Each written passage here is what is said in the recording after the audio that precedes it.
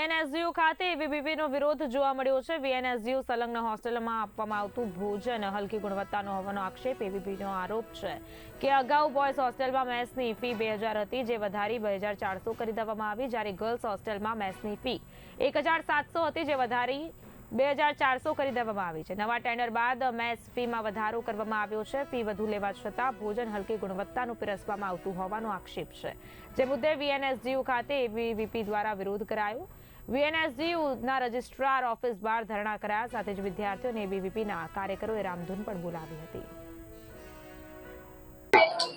મારું નામ હીરાપરા નિશા છે। मैं वीएनएसजीयू प्राइवेट होस्टेल में रहूं छूं। अमने जमवा बाबते खूब ज घणा प्रॉब्लम थया छे। अमे आ बीजी वार 100 થી 8 થી વધુ विद्यार्थीओ अहींया भेगा थया छे।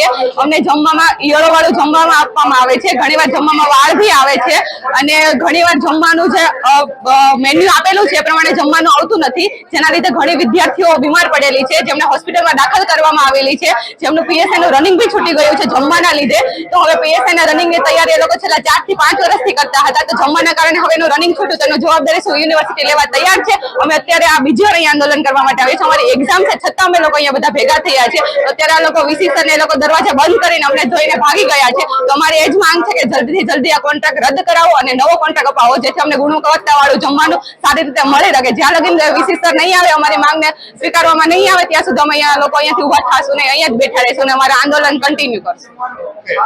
નમસ્તે, કૃતિક પટેલ, યુનિવર્સિટી અધ્યક્ષની જવાબદારી।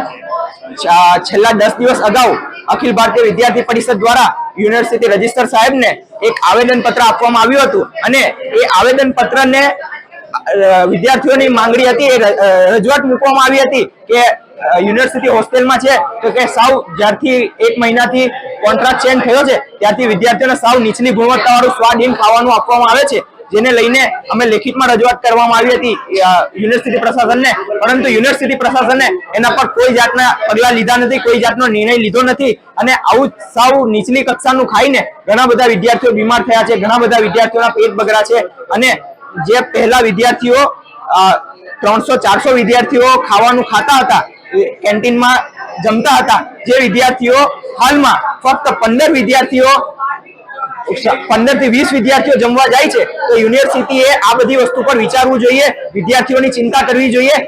યુનિવર્સિટીને ફક્ત ને ફક્ત પોતાના પ્રશાસનની અને કોન્ટ્રાક્ટરોની ચિંતા છે।